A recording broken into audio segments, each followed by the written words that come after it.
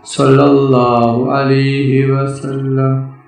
Sallallahu ala Muhammad sallallahu alayhi wa sallam. Sallallahu ala Muhammad sallallahu alayhi wa sallam. Sallallahu ala Muhammad sallallahu alayhi wa sallam. Sallallahu ala Muhammad sallallahu alayhi wa sallam. Sallallahu ala Muhammad sallallahu alayhi wa sallam. Sallallahu ala Muhammad sallallahu alayhi wa sallam.